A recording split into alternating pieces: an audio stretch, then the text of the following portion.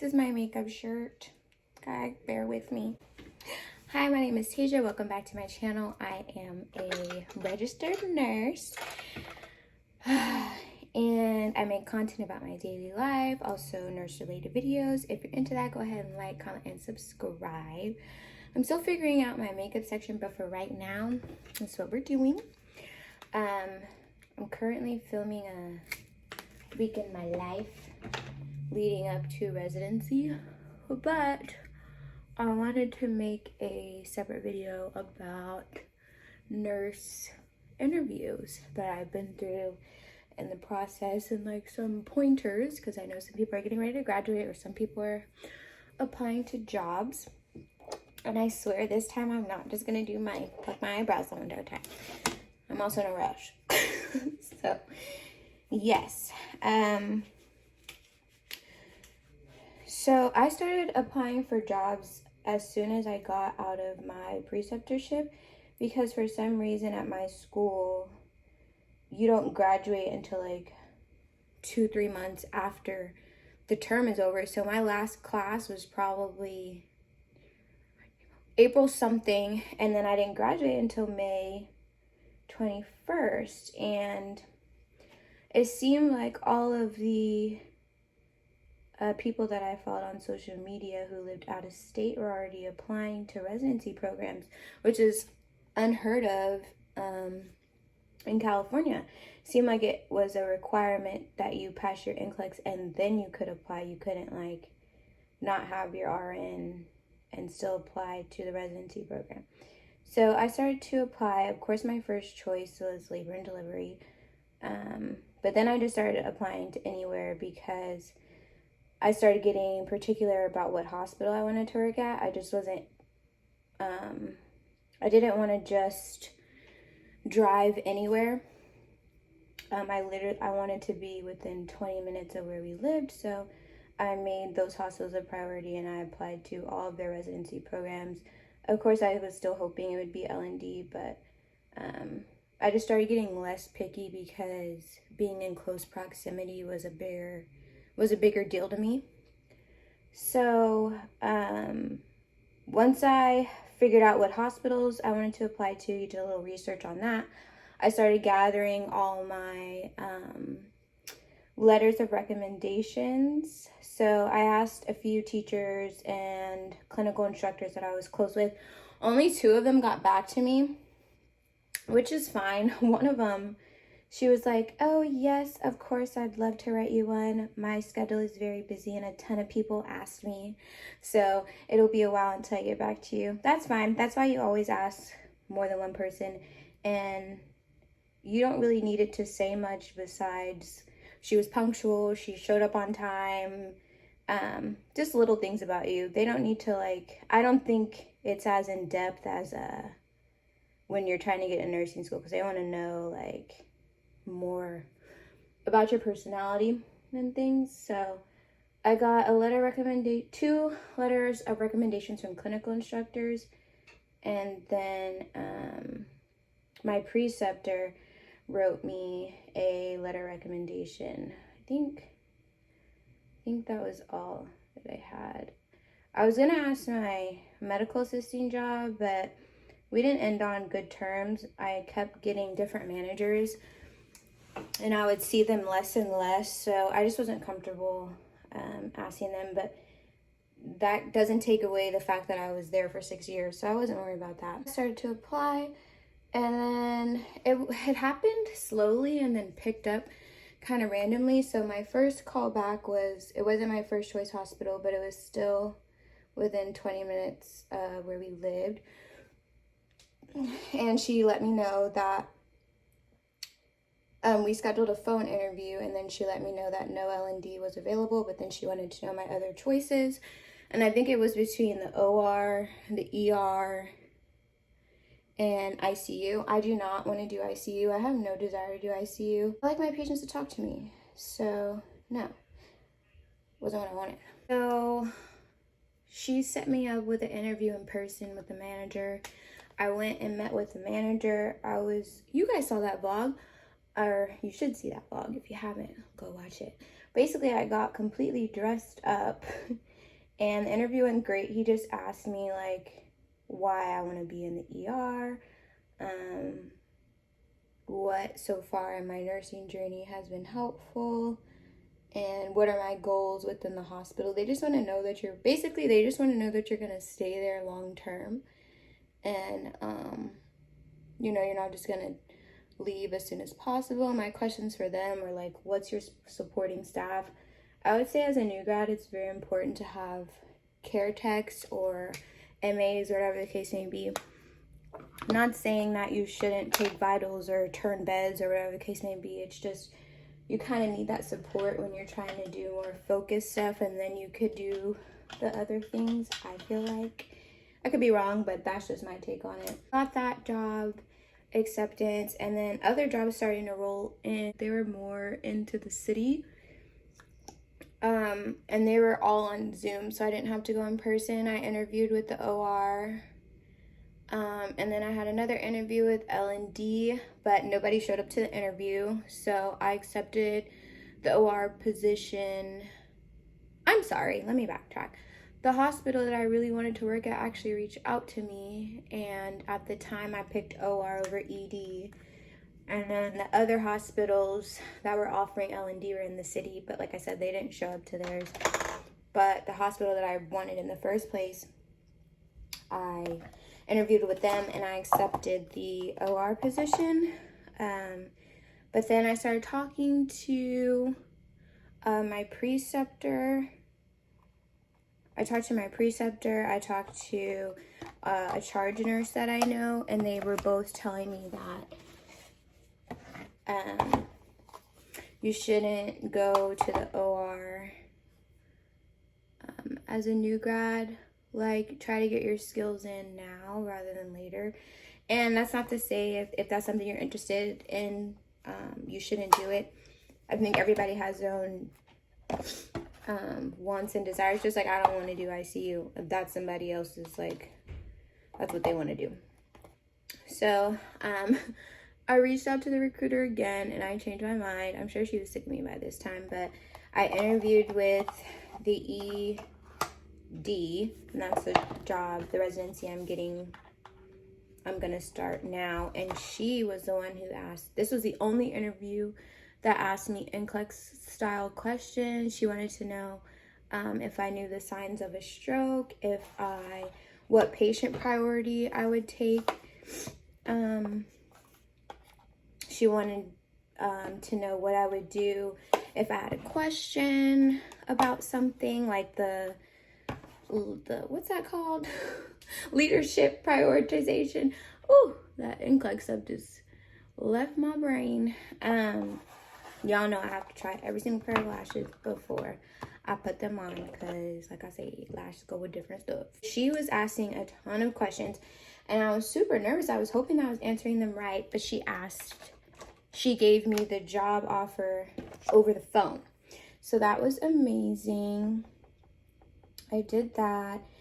And then, yeah. So basically, for residency or nurse questions, just always try to relate it to what you've learned so far. So always, if you don't have specific examples, like I was never in the ER for clinical rotation, but I related it to the med surge or any other like emergent situation that I've been in where I had to use critical thinking, things like that. That's what they want to hear. And my favorite answer when they would ask me like, oh, where do you see yourself within the company? I want to be a preceptor. I want to be a teaching nurse. I don't like saying becoming a charge or a manager, because I feel like everybody says that. So I just say that I would like to be a preceptor and hopefully be in the trainings and just help out new nursing students, because I know exactly how it feels to be new and afraid and all that stuff. So, and most of them really liked that answer. I didn't ask anything about pay, just because I'm coming from California and I know that they pay differently. They pay differently out here. So that wasn't something that I asked. Also, the job that I have now, or the hospital that I'm at now, they have supporting staff available at all times, like patient care techs. So that was a huge plus. They also offer loan forgiveness, and that was a huge deal to me because I'm in a lot of debt. I went to a private university, so I have a lot of private loan debt that I'm worried about, and they offer loan forgiveness once you're a full-time employee. So that made me very happy and excited to get involved. They also reimburse you if you pass your NCLEX the first time. Obviously, that wasn't my journey, but I think that's really cool for the people that do, because as you know, it costs a pretty penny. So they reimburse you $200 for passing your NCLEX. And then since I moved out of state, they also gave me a relocation sign-on bonus, which was awesome. That they were offering, that they're like, oh, you're from California, so we can sign you up for this. And I've never even heard of that before, so that was good. Yeah, and like I said, the convenience, it's a teaching hospital. That's just what I was looking for. I would say when you're choosing your hospital, like if you can be picky, which I would be picky, I feel like there's such a nurse shortage. Maybe not by department, but by hospital, there's a nurse shortage. So be particular about what hospital, because, and don't just look at pay, but look at staff. Like, if you go and tour the unit with the manager and nobody says hi, or people don't look happy, don't just be like, oh, they're having a bad day. No, there should be no reason why nurses aren't speaking to their managers, in my opinion. I think that's a red flag. Like, the first place I went to, when their manager was on the floor, none of them spoke to him. And he was getting ready to leave. They were looking for new management. And I would like to work for a company that, or a department that's already well established. I know what I'm going to expect. They're not just going to come in and change the rules because of new management. So yeah, that was like one of the things I was definitely looking for that I got with mine. So always look for the nurses' reactions when you tour the floor, if they're warm and fuzzy, if they're looking down, if they're in a hassle, whatever the case may be. Always pay attention to that, and always look for extra support, especially as a new grad. I think that's very underrated. Today I had a phone call with a med spa that I applied to, and they're hiring new grads. I think if you're interested in getting into aesthetic nursing, just apply. The worst thing that could happen is they'll tell you no. And it's not something that I know I want to do for sure, but I'm curious about it, and they were hiring, so I was like, I'm going to apply.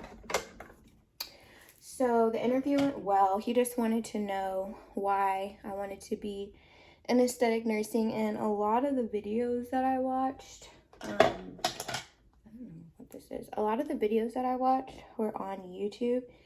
There's some videos on TikTok as well. I do not like that. There's some videos on TikTok as well, going into depth about it. I'm gonna link everything in the description box below, because that's where majority of my answers came from, was the internet. Most of it's already posted, and I would say, because I know that I'm a visual learner, I enjoy watching YouTube videos go into detail about what answers you should say, and kind of just giving you guidance. I don't think you should copy it to the T, but you know, kind of get an inspiration on how you would answer stuff, because the guy was actually very happy with my answers. Like, obviously I've never worked in a med spa before, but the reason why what I could bring to the company is raising awareness to other African American women that these resources are available if you wanted to fix something with yourself: laser hair removal, cool sculpting, fillers, whatever the case may be. We are here to treat you for it. And same thing about my eyebrows. Like, I don't know many people who got their eyebrows done. I did my research, found a person, and I don't regret it at all. This is like the best decision I could have made for myself. So that was one of the things, and they're actually paying more than the hospital. If I get the job, I hope I get the job. I have another interview on Monday with the actual manager. My dream is to be part-time at the hospital. Not part-time, but like enough to be full-time for them to pay for my student loans.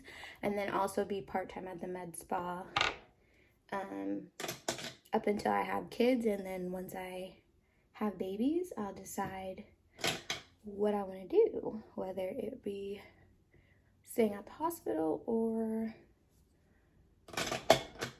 staying at the med spa. I don't know yet. So we'll see. Hopefully I get the job offer.